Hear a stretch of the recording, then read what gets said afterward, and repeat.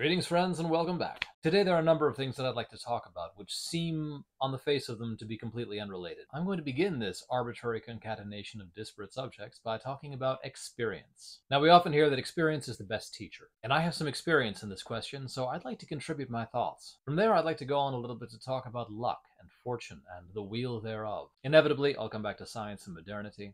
I see you pointing your nose out there, niche boy. This is not going to be a pattern. Now, just what do we mean when we say that experience is the greatest teacher? Well, among other things, we seem to want to say with this that if you want to learn some new subject or some new skill, then the best way of doing so is to actually put yourself into it and to do it practically, rather than, say, reading about it or taking online courses or watching YouTube videos. And there's surely truth to this. Although, at the same time, if you're attempting to learn, say, a craft or something of the sort, and you just throw yourself into attempting to do it, you're obviously missing out on a lot. Things that can be given you by a school or by a teacher. And there's evidently something to be said for book learning as well, because books contain a wealth of information about any number of different topics. So evidently it's not true to say that experience is the best teacher. Experience is the best teacher if you are working under a teacher. Once you have all of the theoretical knowledge that you need at your disposal, the technical knowledge, the technical know-how, then experience becomes an excellent teacher. But that's essentially just the same as saying that it's good to practice things that you want to learn how to do. But I think there's actually something deeper to this idea of experience being the greatest teacher.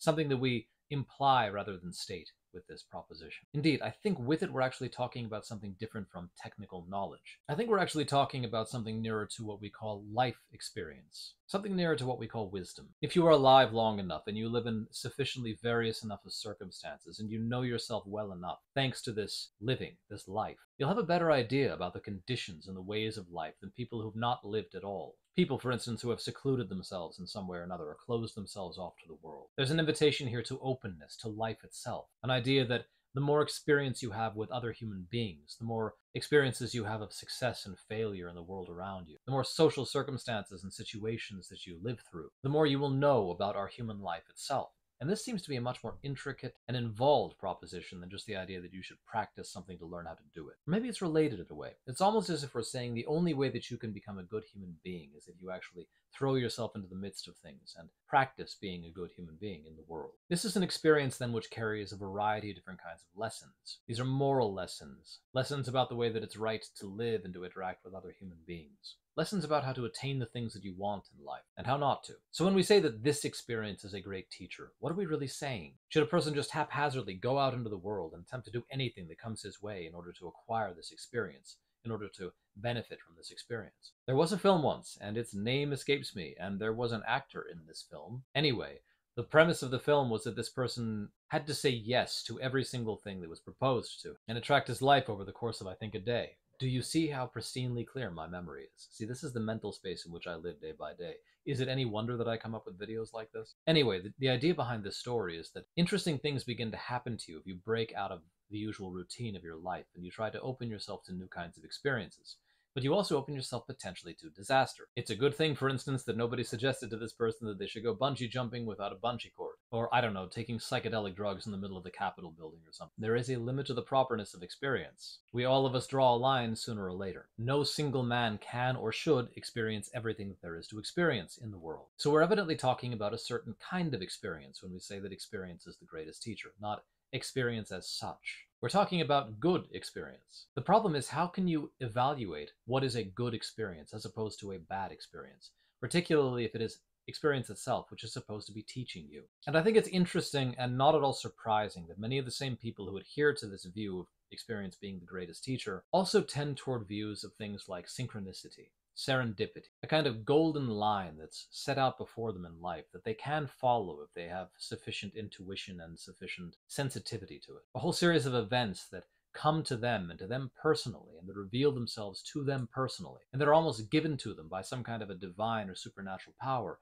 in order to teach them, in order to show them things that they did not know before. Our popular culture is rife with this idea, and I think to anyone who has their eyes open in this life, it is impossible to get around the fact that there are indeed these coincidences which are more than coincidences. There are events that occur to us in our day-to-day lives that are connected to one another by invisible bonds. We can sense the connection between them. We can see the similarities between them. But we can't identify why they should be connected at all or what it was that connected. It feels like there's meaning there. When one of these crazy coincidences happen, it's much more human and normal for us to say, there's something behind this. than for us to say, oh, this was just a coincidence. These two events have absolutely nothing to do with one another. I'm just imposing meaning on the world. And the question of how you can adjudicate that problem, is this really just a coincidence or is this actually synchronicity? That's not an easy question. And it gets us into all kinds of tangles and problems, of which a few I mean to discuss today. But one of the things that brought me out of my atheistic period, and I did have a very long atheistic period for anyone who doesn't know that. I was an atheist for much better than a decade, and a very serious one at that. One of the things that broke me free of this dogma of atheism was the realization that I could not explain the events of my life in a way that was strictly materialistic or scientific. Things would happen to me which suggested an intentionality far beyond my own, a kind of order which I could only glimpse. These glimpses of some kind of a higher dimension or a world beyond our world are extremely powerful if you only give them the space that they need to show themselves. And there's a kind of light that attaches itself to them. There's a way in which we can see these things and understand them, perceive the meaning which is within them. And there is no reason on the face of it why we should be more skeptical of that human faculty, being able to perceive meaning in things, than we are of the human ability to logically reason through a chain of propositions. These are different senses of the world, different ways of perceiving and seeing the structure of the world. It's a very curious modern prejudice which says that if we attempt to put value or meaning into the things around us, then it cannot by any means be rational. It's also a self-defeating proposition because that proposition itself relies on a value judgment, namely that knowledge is good, that knowledge can only be attained by ignoring value, so we should set aside value. It's self-contradictory at the bottom. We human beings are built to see meaning in things in exactly the same way that we are built to logically think through problems. We're speaking of human faculties here. And to deny the one is every bit as dehumanizing as to deny the other, perhaps even more so. Now, does this indicate that every time we think we see meaning in the world around us, there really is something that we're looking at? Of course not. Exactly in the same way that if I walk down into my olive grove and I see that rock down there, which is shaped alarmingly like a cat, and I think that there's a cat down there, I'm misperceiving the stone every single time. And it happens a lot. It happens just about once a week. Did I mention I've got a bad memory? We can misapprehend these things, but the point is that we're structured to see them. Our eyes are structured to see color, for instance, and it would be a very curious thing to say that simply because our eyes are structured that way, color exists in no way in the world around us. The faculty implies the reality. We are meaning-craving beings. There is meaning in the world around us. There's a lot more that I could say about that. I would have to spend a lot of time on this question to give it an adequate defense, so I'm going to leave it there. But I want to come back to this question of serendipity because it plays a fundamental role in how we view experience. Now, one of the problems with relying on experience as your teacher is that it seems to throw us to the mercy of a random sequence of events that come into our lives just so. It seems like the only way of actually making sense of this is to go out seeking certain kinds of experience.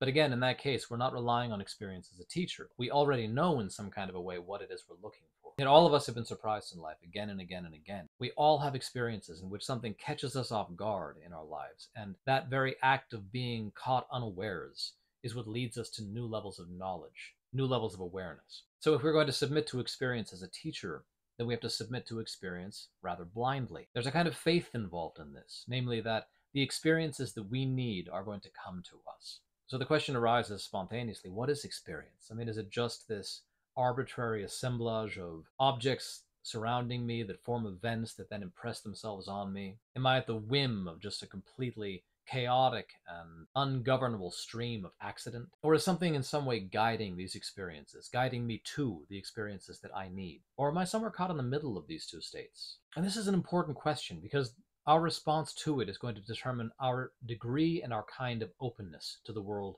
around us. If we believe in chance, then we are far more likely to be closed to that experience or guarded against it. If we believe, on the other hand, in a benevolent universe which will always give us precisely what we need, notwithstanding our terrible choices or our wicked decisions, then we will be trusting to a fault, and we will inevitably open ourselves to experiences which are detrimental or disastrous to our souls. The question of chance, I think, is probably one of the oldest human questions, because it governs our relationship to the world. Do the things around us move in accordance with laws that can be discerned and understood and controlled? Are they imbued with spirits that have some kind of intention toward us? Are they just hollow, disanimate things that bump into one another arbitrarily and produce effects? And where do we fall down in the midst of all of this? Now, the ancients actually dedicated gods to chance. The Romans had Fortuna, Tyche to the Greeks. This was a terrible goddess who was much feared because of her capriciousness, her willfulness. She could take human lives and ruin them or raise them without any kind of discernible standard behind it. I think that we see an idea similar to this when we speak of nature in the modern world, when we talk about the natural world. The natural world is a harsh and ruthless place which can as easily crush human life as lift it up. In the natural world, human beings are condemned to struggle for their survival, for their continuation. The ancients saw this principle at work on a massive scale. It wasn't just about a person lost in the woods, it was about civilizations entire, which could be brought to rubble from one day to the next. And this notwithstanding the gods that they worshipped or sacrificed to, notwithstanding the supernatural forces that they sought protection from. Fortuna, luck, was like this divine power or agency that could not be controlled in any way at all. And it's interesting to me that certain gamblers, think for instance Dostoevsky, speak of experiences in the gambling hall where they feel like they're being favored by some kind of a force which is greater than them. I think anyone who's played a decent number of hands of cards will have had some at least remote intimation of this kind of a feeling. There are moments when you can do no wrong, when there's something behind you that just continuously gives you the things you need in order to win the game. And there are other moments when no matter how hard you try or how clever you are, the game will swallow you and bury you underneath it, and you will lose everything that you have.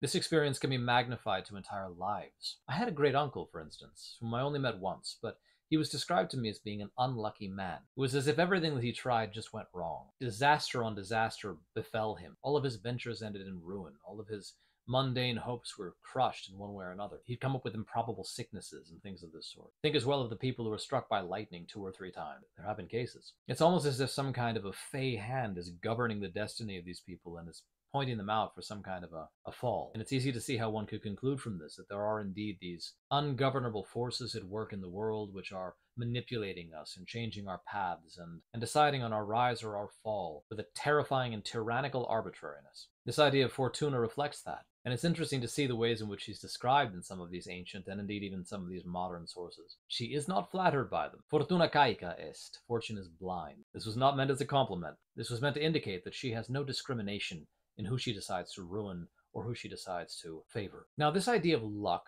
was put into a radically different key with the advent of Christianity. And at first, interestingly, we see in places like St. Augustine that there's this kind of a war against the idea of luck or fortune or chance as such. It's not necessarily even a denial of these things, although we see that as well, but in some cases it's actually an acknowledgement that they exist, but a refusal to worship them. In good Christian key, the old heathen deities are set aside, they're pushed aside in order to make way for the one God. Man is saved from idolatry, and in the same breath he's saved from chance. And we see something similar happen later on in medieval times when fortune makes a striking reappearance. This happens most famously in Boethius, in his Consolation of Philosophy, when he talks about the wheel of fortune, and he resurrects this old idea, rota fortunae, this idea of a cosmic wheel upon which all of us are riding, and we're sometimes rising to the top, and we're sometimes falling to the bottom. But the difference is that now this is interpreted through the lens of divine providence. In these arcane and obscure turnings of the wheel, we actually see the work of God in our lives. Most immediately and simply recalling us constantly to the fact that all mortal things are doomed to perish. Nothing lasts in this world. Nothing can. Duration, eternity is for the world to come. This is a world of ephemerality, of becoming, of vanishing, of death. And Fortuna, in this case, becomes a kind of emissary of death, a worldly emissary. She brings the same disasters that death brings, but rather than doing so to our lives themselves, she brings them to our physical conditions, our circumstances in the world. And at the same time, she gives us a great gift in this, because she recalls us always to the fundamental fact that we are destined to perish, that our lives cannot last for longer than this glimmer that we're given, and that holding on to material possessions or to worldly fame is nothing other than vain glory. And here, in this very Christian view of the world, I think we see the origins of the idea that experience is the greatest teacher, because we're giving ourselves over to the hands not of a capricious and willful demon goddess, but rather to the hands of a loving and living God, a God who will not let us fall so long as we act in good faith, who even in our misfortunes, even in our pains, our accidents, our sufferings, our bereavements, our losses, will teach us something about ourselves and about the way to salvation. Enter here modernity. This view of fortune, this Christian view of fortune, lasted for many centuries, only to be supplanted by the view that we currently have. We see this come up perhaps for the first time with Machiavelli. Machiavelli in his Prince discusses Fortuna. He suggests that man's life is split into 2 halves, that part of it which he can control, and that part of it which is controlled by Fortuna. Machiavelli was not much of a Christian. Indeed, part of his entire project was to eliminate Christianity as the basis for Renaissance political ideal, and he was very, very effective at this, unfortunately. But Machiavelli went a step further because he suggested that in the half of our lives that we can control, we can actually transform ourselves into such individuals that we can sway fortune to our purposes. He noted that fortuna favors the bold, the strong, the courageous, the powerful, and that if we make ourselves into such humans, we are able to some extent to manipulate the courses of fortune, to change the courses of our luck, our chance. And this is one of the things I would suggest that seeded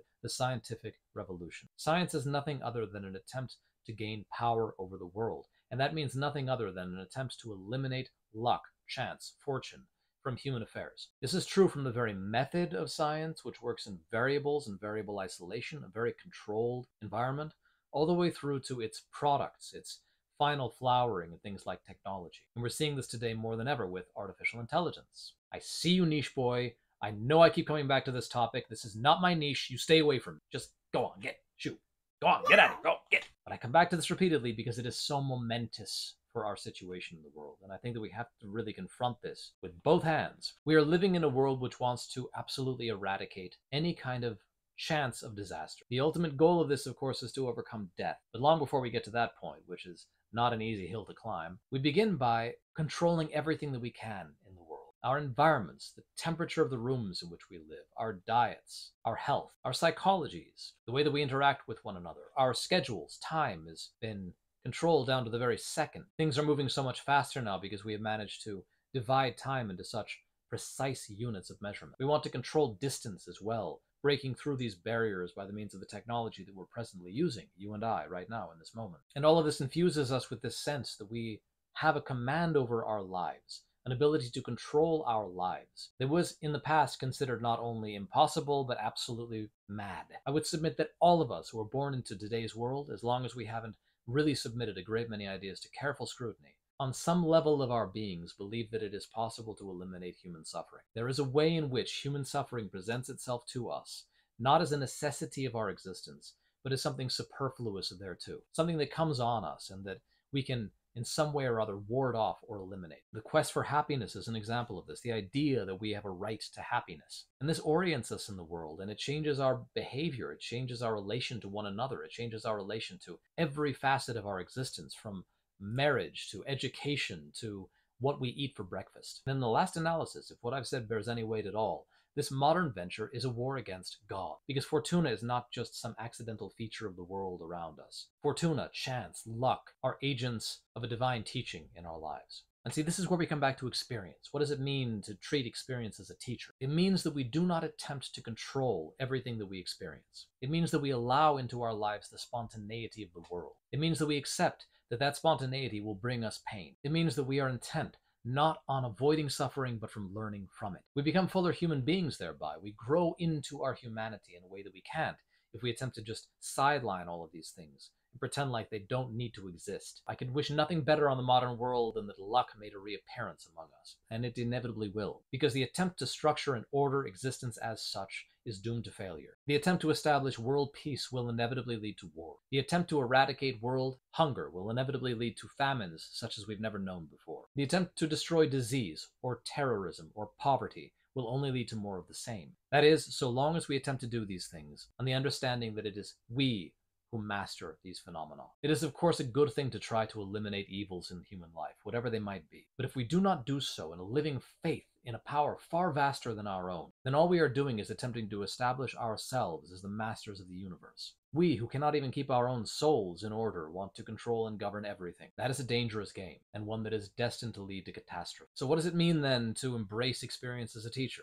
It means to have faith in that thing, that fount which gives experience to us. It means to recognize that if we are being taught by experience, then we are merely pupils, we are students, we are not masters. We are learning about our own souls, we are learning about the world surrounding us, we are learning about one another. In that smallness and that vulnerability, we come into a potential that we can never have if we become scientific, technological gods of our existence.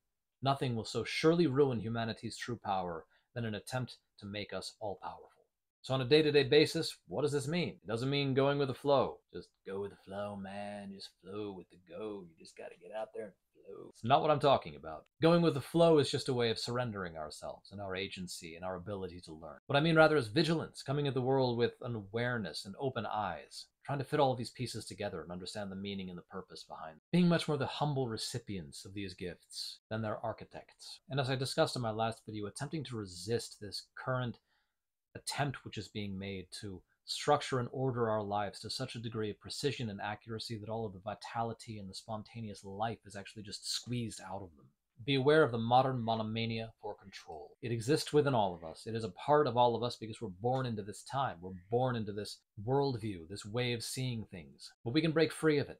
And we need to break free of it. We have to give our lives the space and the time that they need. We have to let experience come in and not attempt to regulate it or to cut it off at the source. That is how we make experience our teacher. And in that case, I do think that experience can be the greatest teacher, but only in that case. Okay, with that, I'm going to bring this to a close. Hope this has been of some interest or use to you. As always, remind me that you're human beings. Impose yourselves on my experience. Leave a like. Let me know what you think about all of this, about the idea of experience as a teacher. Leave me some comments below. I dare you. I double dog dare you. And subscribe to my channel for more rambling videos like the present every week. Remember as well that down in the description there is a subscription button for my new serial Western, which has been out for a couple of weeks now. I'm putting out one chapter every single week. You'll also find there links to my social media. Hope to see you there.